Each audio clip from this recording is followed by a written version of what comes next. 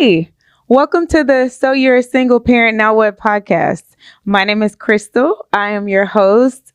And tonight we have a very, very, very special guest. But before that, we're going to do the formal introductions and then we're going to get into it because this is no stranger to myself. She's no stranger to lights, camera, action. So I am Crystal, again, your host, also known as the Six Figure Single Mom. So I have a brand called Six Figure Single Mom. The Six Figure Single Mom brand is less about the money and it's more about your mindset shift. So don't get it twisted.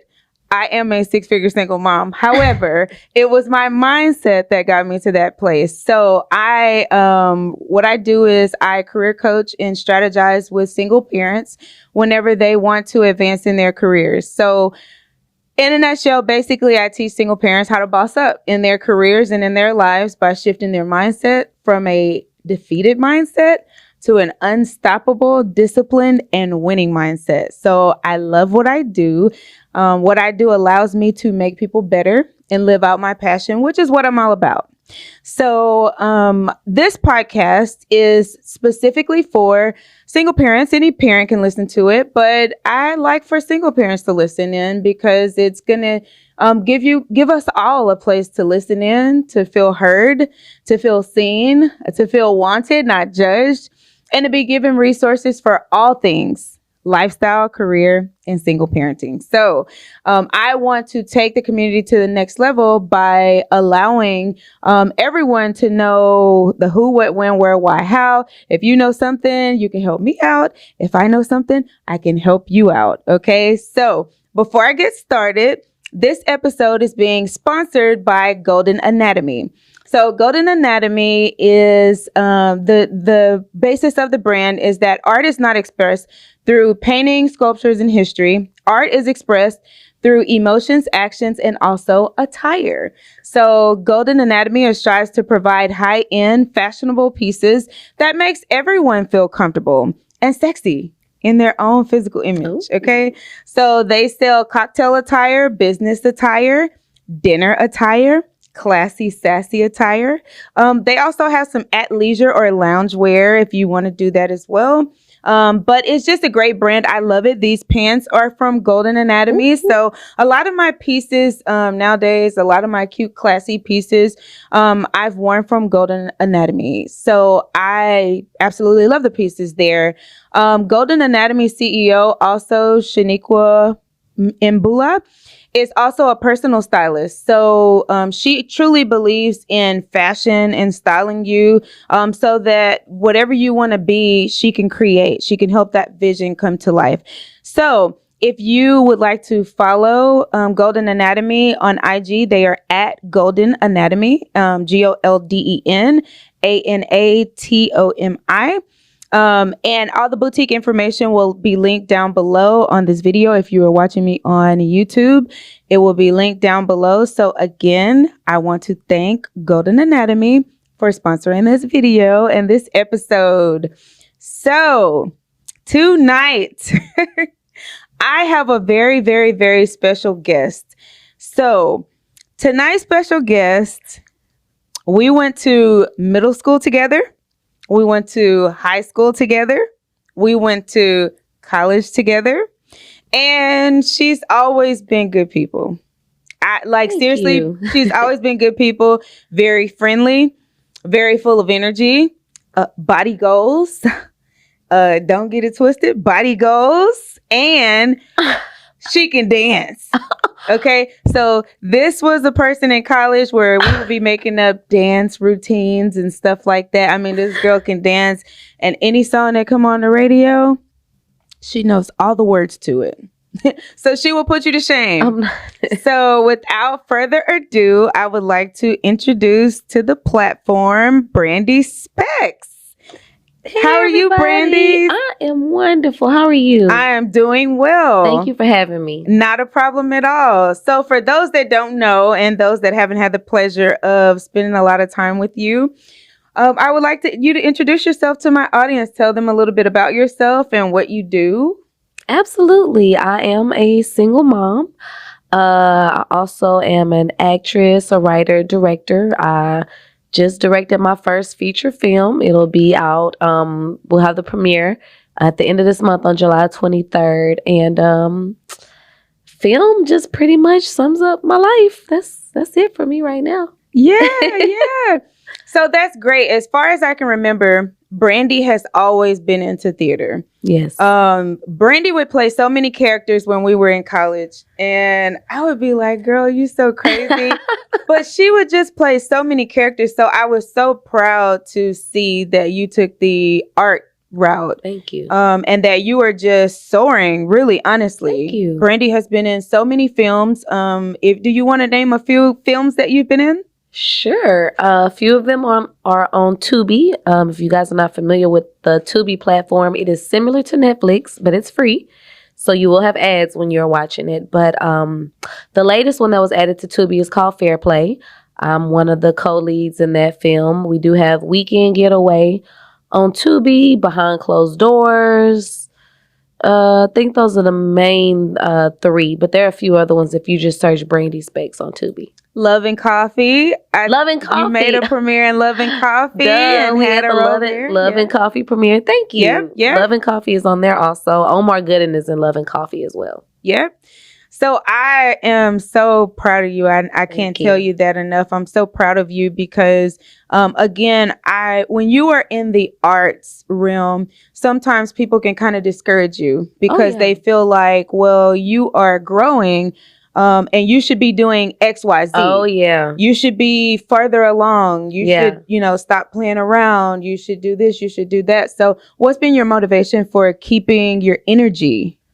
Oh, definitely number one motivation is my son. He really keeps me going. He actually works with me on a few things. We just did a commercial about 2 months ago. We did a commercial together. So that was good because he started making his own money. Nice. He got a nice little paycheck for that. But yeah, he's definitely my main motivation. But I just would like to be successful in this industry. Yeah. I'm gravitating more towards behind the camera as opposed to being in front of the camera. So, excuse me, I'm used to dressing like this. And he's another reason because I've been running behind him all day and didn't have time for too much of myself. But other than that, I love the arts. Like I just love creating.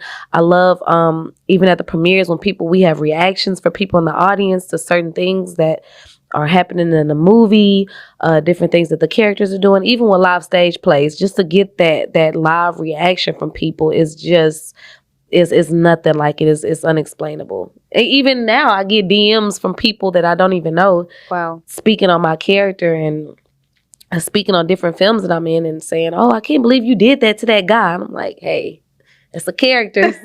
I'm nothing like that. That's so great. That's so great. Thank you. So how important is it for you to be consistent? Because people say consistency is key. So that's kind of a secondary question to that last question. Man, consistency is like numero uno. It is, if you don't have it, I don't know what you're doing because it's the same thing with like a diet. When somebody's trying to diet or if somebody's getting ready for a competition or something, or like even getting ready to run a marathon, you can't just say, oh, I'm just gonna run a marathon, let me go tomorrow. You build up to that. You do your training, you do your routines, you make sure you do it daily and keep up with it, because when that time comes, when you're ready for that big day, you already know you prepared yourself. Same thing with consistency in the arts. Like if you're not taking classes, if you're not going to see other people's projects, if you're not being on other sets, being part of other productions, you're not part of that moving piece, you kind of don't know what the do's and don'ts and the ins and outs are. So you kind of handicapping yourself in a sense.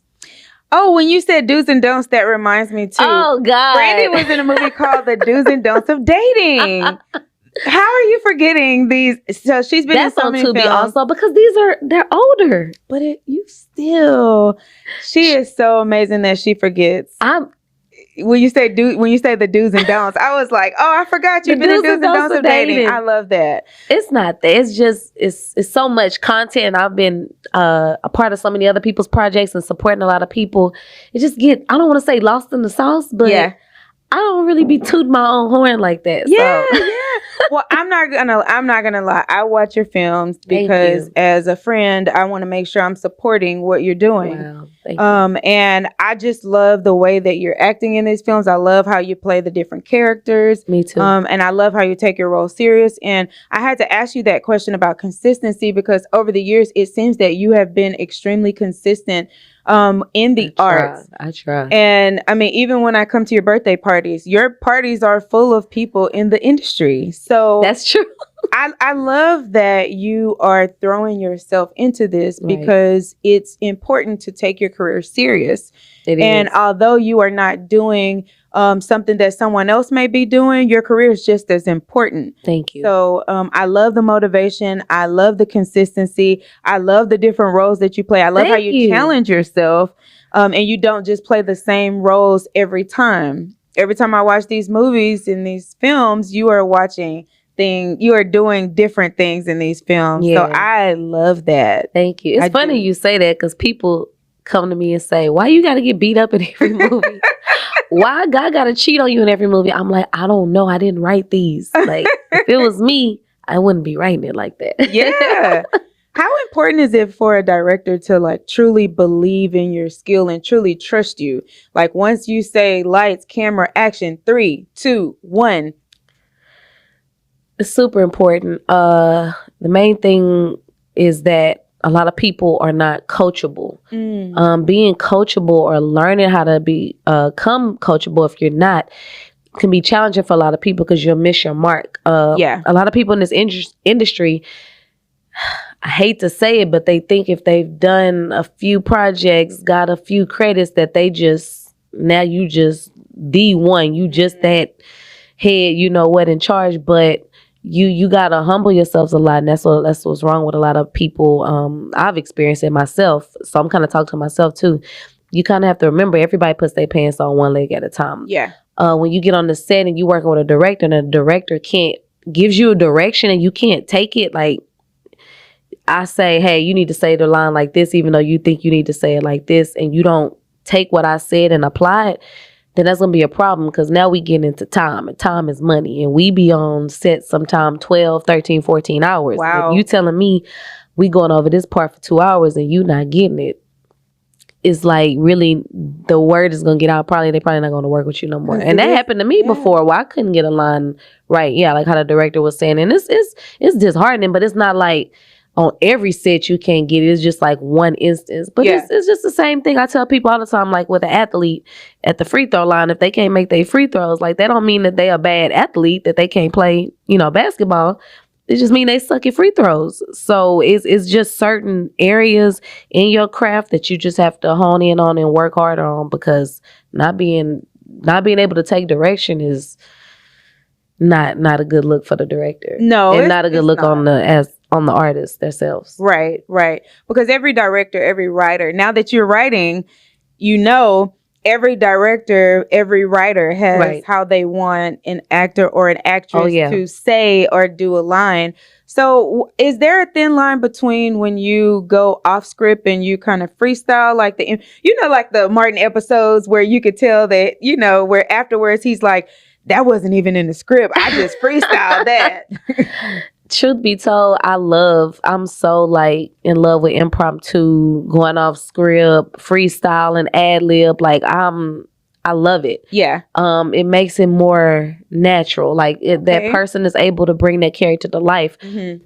But you have to give respect to that writer and that director. A lot of times I find myself asking them ahead of time. Like if I'm reading the script, if we're reading it together, if we're on set, I'll ask them sometimes if I'm not comfortable, if I just want to know. Yeah. Does this have to be exactly word for word, or can it be paraphrase, or can it be most of the words and then some of the words change? And they'll tell you, like, none of them will be like, well, I don't know. They'll tell you exactly. No, say it exactly how it's written on the paper. Or they'll say, no, you do it. You do however you want to do it. If you feel like your character would say it that way, then you say it that way, and let's do this. Everybody is different. Everybody's different. I've had people who are sticklers, and if it say the cow jumped over the moon and you say the cow jumped over the stars in the moon, you gonna do that line over and over again till you get it right. So it's very important that you follow instructions whenever you are on these sets and reading these scripts, because if not, then you could get reprimanded, or like you said, you could get a bad reputation in the industry. So tell us a little bit about mindset. How is your mindset now that you are in the arts? Oh man, number one is you got to be positive. You have to have positive energy. You have to go into it thinking positive. Mindset. A lot of people. What happens is we build relationships with each other. Yeah. You're around each other so much, so it's kind of like just like a corporate job.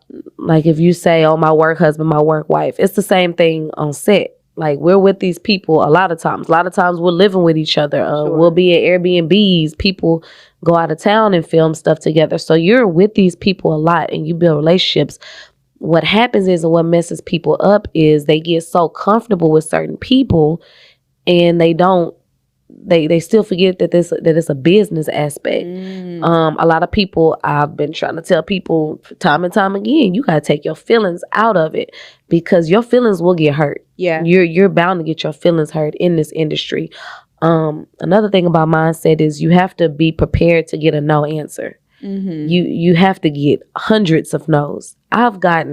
Before I got my first commercial, I've gotten so many no's. I used to want to just go and cry and say, what's wrong with me? Because the industry is about getting picked, about getting hired, about people choosing you, about people wanting you, people wanting to work with you. And if people are constantly telling you no, it's easy to get discouraged. It's easy to be depressed about it, but you can't. You have to remember it's a no industry. People are going to tell you no, but for the 100 times you hear no, you still gonna hear yes. So with you being positive, having good energy, having a good attitude, just remembering that we all in this together, that it's a team effort also, because a lot of people, different levels in the film industry, if like the director or say for instance, one of the lead characters, they get big heads. Like, oh, so that's a real thing. Oh, what? Well, we especially in Houston. We don't know. Oh my God. That's a real thing. Okay. It's crazy because you really, and I've noticed it, not just in my industry in film, but also just in the entertainment industry as a whole. It's a lot of people.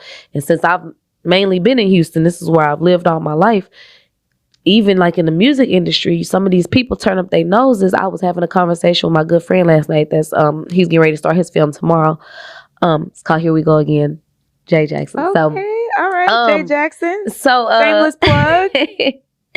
Here we go again. But we was talking about how a lot of people turn up their noses at people, and it's like, but for what? Like what does that do for you to think that you're better than somebody else? And like I said, we all put on our pants one leg at a time. So I don't even let stuff like that faze me with people. Okay. So we know that the stuff that happens on set at these movies and these different places, they do truly happen. So it's very important not to lose yourself whenever you're going on these film sets as well. So I want to transition into your story. How you became a single mom and how the pivot that you had to make, and just the headspace that you were in, when you realized that you were going to be a single mom. Let me tell you about my baby daddy. No, I'm playing. Yeah, we don't bash. So we are a positive. No, I'm just kidding. Brandy's a very positive person, but she is an actress. So we just having some fun. Yeah, that's why nobody know about my baby daddy because I'm private. But no, in all honesty, to keep it real, the relationship didn't work. I just noticed it was just a lot of stuff that I wasn't, we weren't seeing eye to eye on. So separate ways. Sure. Started doing more of my independence type thing, taking care of my child. Sure. I'm looking this way because he's sitting over here. Yes, we have a guest in the studio today with us. Joel is here with us. So he gave a little Yeah, that's my dog, y'all. So yeah, just knowing that I had to step up to the plate, I got somebody, I had a little person, that I'm mainly the main support system for, Yeah. to take care of. Somebody that looks up to me. Mm-hmm. Also, kids pay attention to too much. Mm-hmm. So once you got this shadow, basically, who watches your every move, hears everything that you say, pay attention to what you're doing, it's a full-time job. But it's a job that I'm very proud to have. Yeah. I wouldn't change it for anything in the world. Like I said, he's my motivation. When I think about making money and when I think about working and hustling and trying to get the next gig, he's my main concern. Yeah. Because like me, I could go without eating a couple of days, if I was really struggling, but not him. Not a 10-year-old boy who likes to eat a full medium pepperoni pizza in one setting. Wow. Sounds like I'm sorry. I had to sell you out. I'm so sorry. You're a growing boy. He think I do him so bad. He think I do him so bad. But yeah, just coming to the realization that I'm not partnered up with somebody under the same roof to do that together, and that we are doing this separately and co-parenting. It took a while for us to get there. It was a real big struggle. We had some to be honest, it was some bitterness going on, some resentment. So let's talk about that. Yeah. Let's talk about that, because that's I'm glad that you said that, because people don't realize when you become a single parent, there is a lot of bitterness. Even women that get divorced, or women and they have children from their marriages, they have shared with me. A lot of women have hit me up on Facebook. A lot of women have hit me up on Instagram, and they're just so excited about me starting this business, mainly because it is a positive light. But there is some bitterness. There is some sadness. There is some there are some feelings that, are not, it takes you a while to deal with the guilt. It takes you a while to deal, because you feel like you are the one. And that's why I say single parents, because I know some single fathers whose kids stay with them. I do too. This is not just, that's why on my platform, I want people to understand. That's why I said my podcast is called So You're a Single Parent Now What? Because I have a lot of guy friends who their children stay with them. They do. I know. And so when that other party can live their life freely, whether it's a man or a woman, then let's talk about that. How did you cope with some of the feelings that you were having when you became a single parent? It was a lot. Because like I said, it's a lot of resentment. It's a lot of it's a lot of selfishness going on that you feel. Yeah. It's a lot of immaturity. We still got a lot of growing up. Even in our adult years, we still have that immature spirit within us, or that pettiness. I'm a very petty person. I have no problem with admitting that. So it's not you, Brandy. Really? Y'all, this is the nicest person. I'm not saying y'all better watch them nice people. I'm not saying this because this camera is on. Brandy is seriously one of the nicest people that I have ever met in my life. And I will stick by that until the day I am gone. I'm petty. Wow. Wow. I don't take it far anymore. So yeah, it's just a lot of that early on, where you realize, like, dang, you really gonna act like this? It's a lot of that. It's a lot of it's what I say, what I go is gonna do my way, as opposed to let's come together and let's do it together, which is the co-parenting part. Talk it out and get on the same page as best as you can, because with two separate people, two different personalities, you can't always be on the same page with everything. But it's a process, and it's a learning process, a healing process, because it's a lot of changes that's been made with somebody that you've been with for years. Yeah. Somebody that you thought wouldn't, treat you a certain way, talk to you a certain way, do you a certain way, and then you feel that betrayal, you feel that disrespect. Yeah. Now it's like a retaliation type part. Okay, so how can I retaliate? What do we have in common? A child. So that's where a lot of the bitterness comes into play with people. And I had to, like I said, I had to grow up really fast, and I had to sit there and think. I had a lot of time to sit there and think and say, what are you doing? Yeah. What are you doing? Who are you really hurting? Yeah. Because you're really not hurting that other person. You're not really, you are hurting that other person, but the person that suffers the most is the child. So. Yeah, for sure. Yeah, I think that's something that we have to start talking about more because it doesn't mean that you are bitter. Right. It doesn't mean that you are a terrible person, but it means that you are just trying to internalize those feelings because you do realize that you do have a child that is watching you. So it is very important that you don't take those feelings out on the other person. Right. But it is hard to be the bigger person when behind the scenes you know kind of what's going on. Very hard. Because I dealt with that a lot in my situation the first couple of years. I mean, you know me from day one. I've been a single parent. And it was very hard for me to deal with initially because I didn't think that I was going to be that person that was a single parent. I was raised in a 2-parent home and I'm a preacher's kid, like, a preacher's daughter. It's like, what is this? We don't do this thing. But I think that it's very important for us to talk about it because it does take some time. Right. But there is encouragement. There is light at the end of the tunnel. It's an everyday intentional thing that you have to do when you have to reset your mindset to say that I'm going to be happy. This is my situation, but I'm just going to find the best way that I can deal with this situation because like you said, I have my son here with me. Yeah. So I'm the one that has to, hey, listen, I feel like that, some days my hair might not get done because I have a 15-year-old daughter. I can't afford for both of us to pay $300 to get both of our hair done. Ooh. It's like if she needs clothes or I need clothes, I'm going to choose her before I choose myself. Absolutely. So when people say, oh, he left her, now he's got a new person, or she left him, now she's got a new person, and that other person is bitter, it's like, well, yeah, because I'm having to restructure my whole life. Yeah. And it just doesn't seem fair. It does not. So I'm glad that you found some ways to. So what mentally, what do you do to keep yourself in a good space?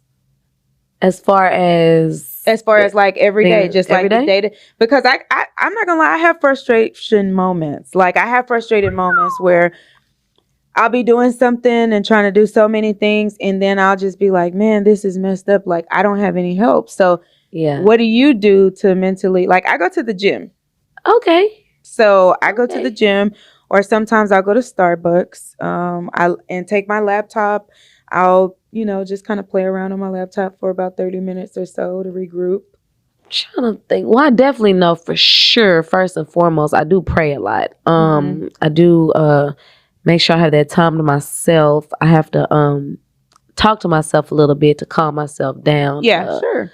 Especially if I'm driving. Especially if my child is in the car, I have to, tell him, please forgive me for speaking to these other people that can't even hear what I'm saying. Yeah. While I'm saying all this. Yeah. An outlet for me definitely would have to be movies. I'm a Tubi fanatic. So I love just going home, chilling out, getting a nice little glass of water or juice and watching Tubi and kicking back. Mm-hmm. So how important is it for family? So we talk about networking professionally, but networking internally with your family and your friends. So how important is it for you to keep your family unit close, like your parents? I know you have a brother, and your brother has sons as well. So how important is it to keep that dynamic going? It's very important. To me, family is very important.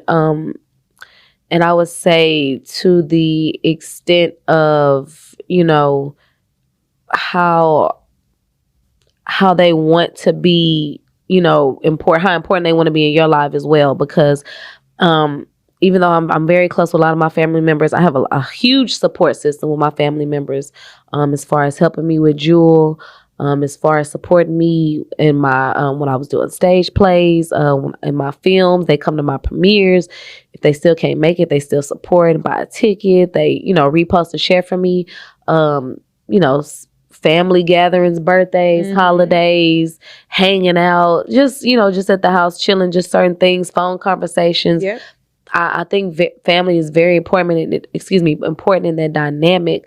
But like I said, as much as they want to be important in your lives, because I've had a few family members that you try to build that relationship with and connect with, and they just not having it. Like they not in the same headspace as you as far as wanting that family structure, like Sure. being with each other, spending time with each other. Like I say, even if it's just a phone conversation, you know, Houston's so big, we don't really like to drive to go see each other. They be like, No. you know, we in Tomball, we in Pearland, or we ain't driving, you live on the other side of town. So even if it's just phone conversations, I just try to you know, communicate and stay in touch with my family as much as possible. Even with the ones that I've tried with, and there is just no getting into some of them. Yeah.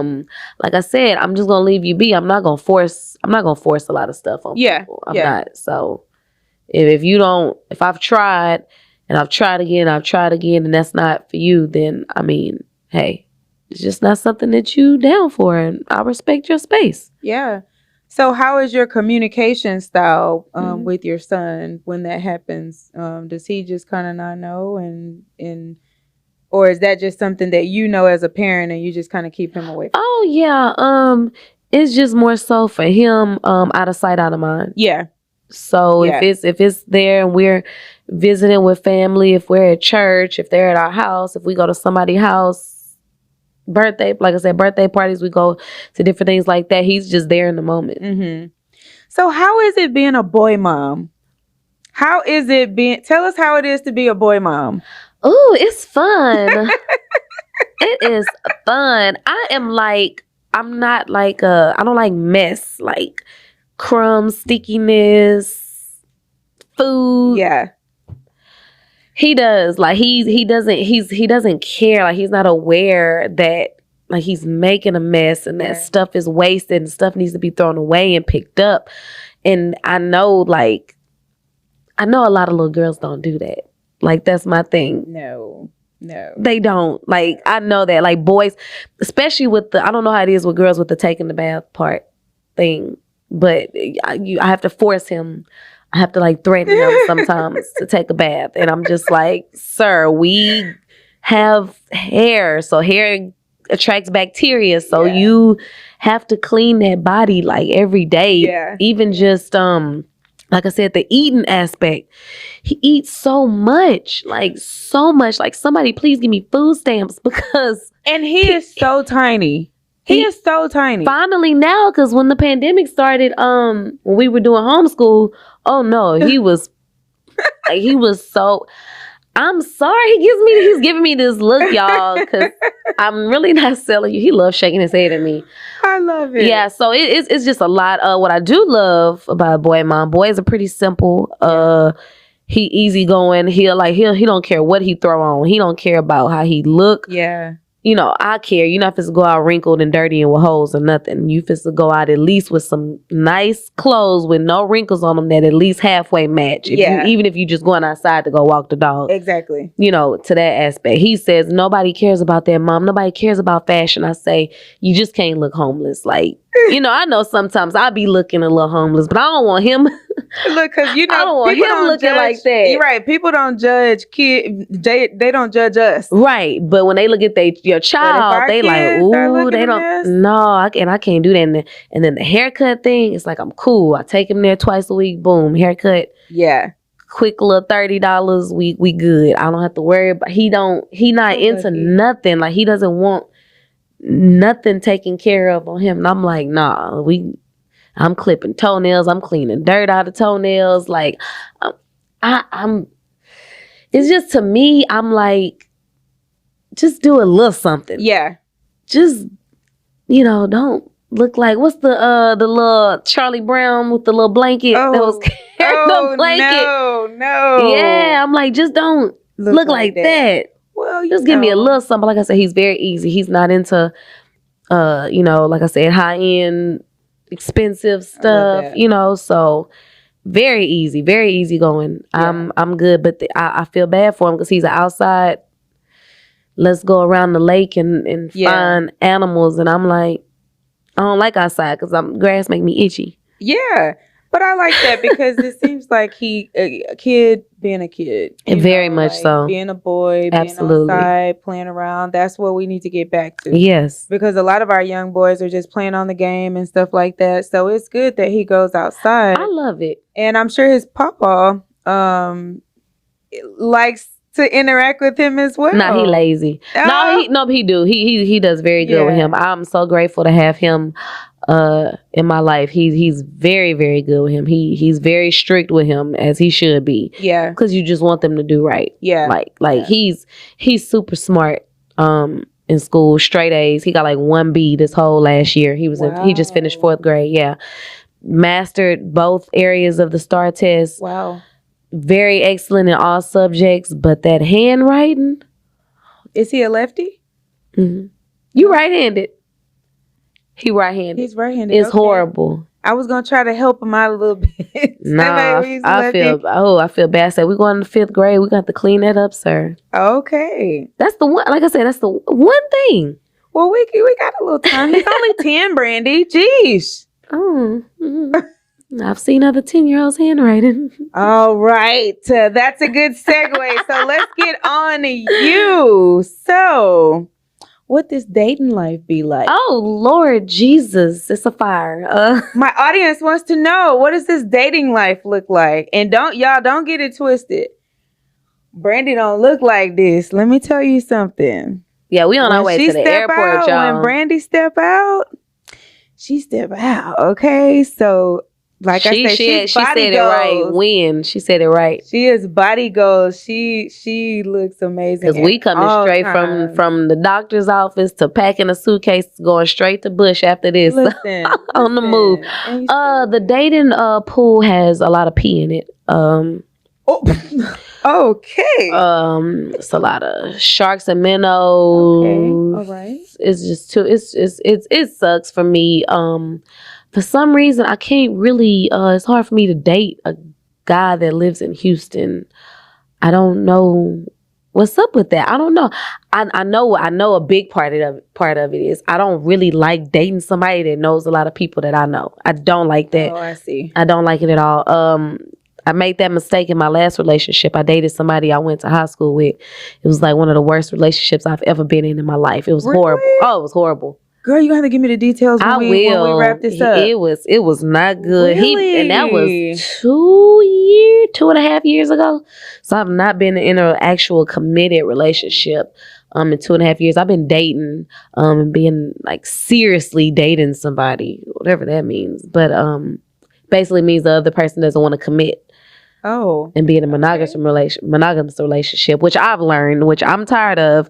So I did start recently dating someone else, but they actually do not live anywhere near me. So we've been having a lot of phone and text conversations. But that's my boo. Okay. All right. So she is semi-seriously dating someone. Yep. Okay. So the dating pool is not as good as she would like it to be. It's got pee in it. Okay.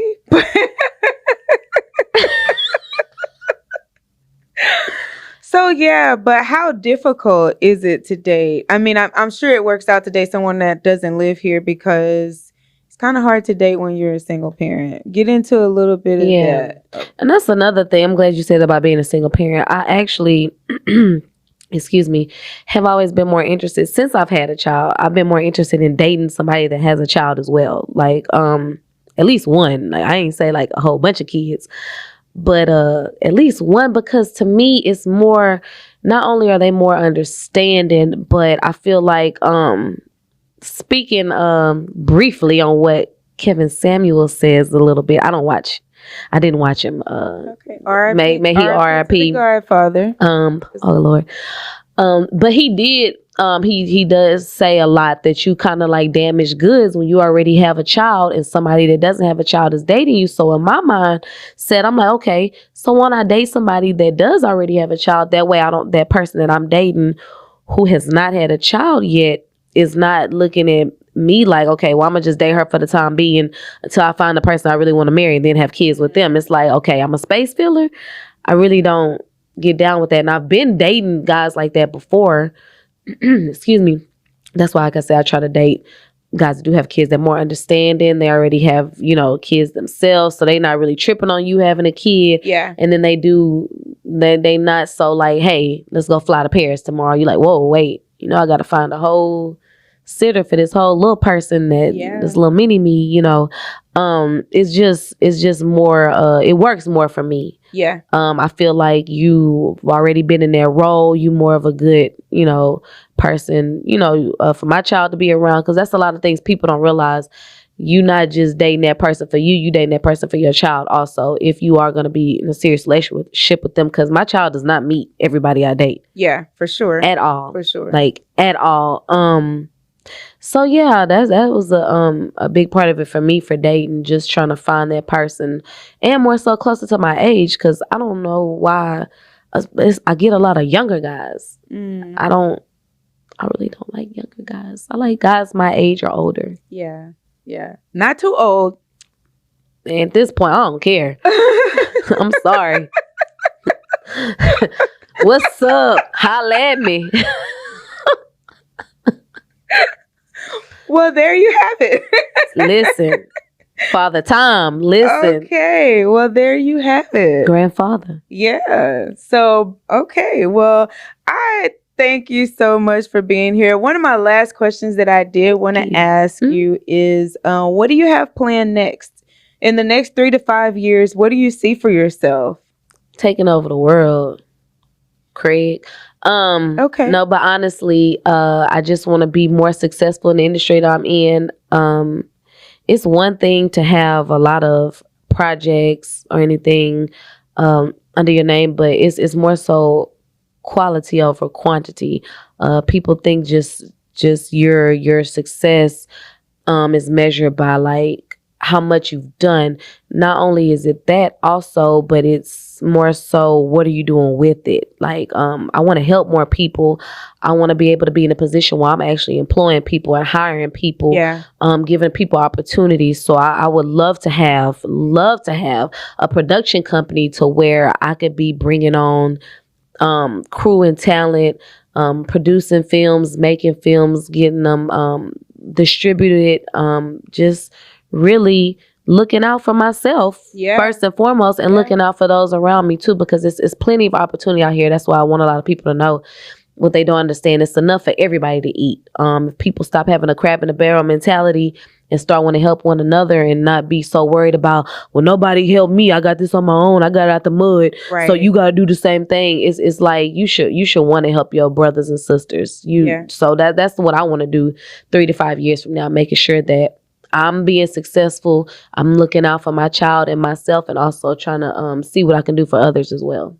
I'm so proud of you, Brandy. Like, I really am. I'm so proud of you. Now, you have a big premiere coming up. Yes, sir. So let's talk about it. Yes.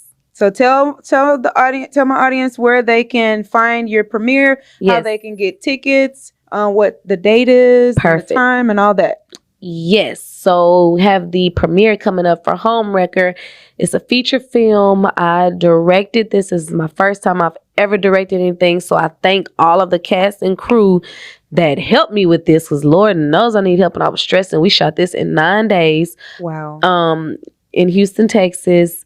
Definitely a lot of huge, major Houston talent.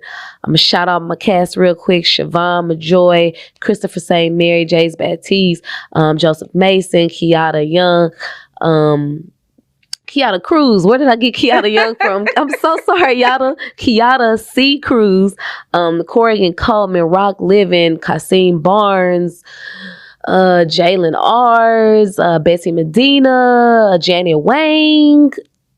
Think I got everybody. Think that's all my main people. Wow. Hopefully I got all of y'all. If I didn't, y'all, I'm old. I'm sorry. I'm so sorry. That is July 23rd at the Studio Movie Grill in Missouri City, Texas. If you click the link in my bio, that's _Specks. There's a Linktree link, and it says Homewrecker movie premiere.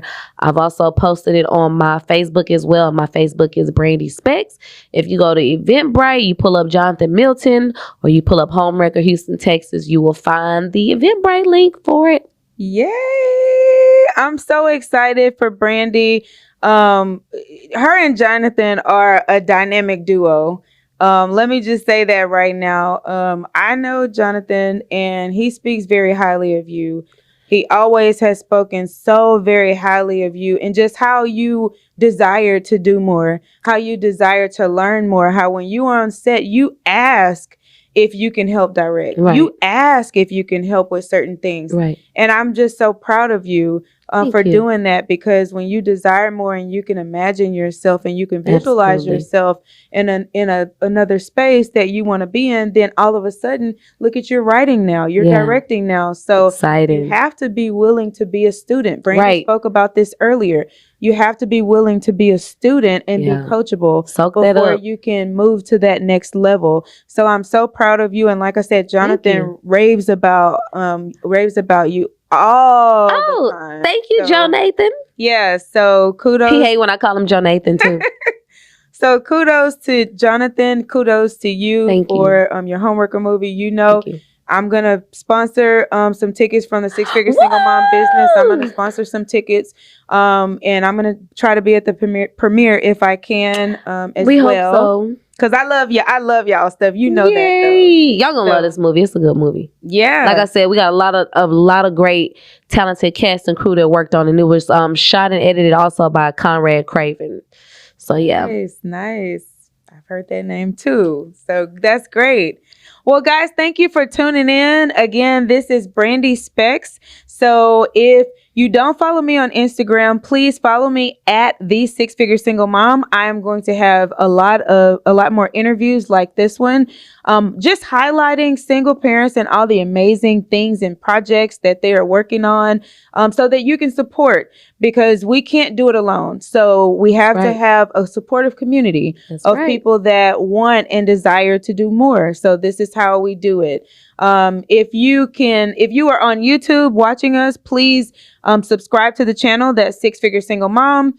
Also like this video, comment, and subscribe. Send Brandy some encouraging words for her premiere on July 23rd. Send her some encouraging words under the YouTube video so that she can go back and look at this interview. And in 3 to 5 years, she can look back at this and if she's where says she's going to be, which I know Brandy, and this girl takes her career very serious, so I know she will be. So we thank you for tuning in. And as always, remember, change starts with you. So be the change that you want to see in the world. Until next time, my name is Crystal, the Six Figure Single Mom with Brandy Specks, checking out. Until next time, bye. Bye.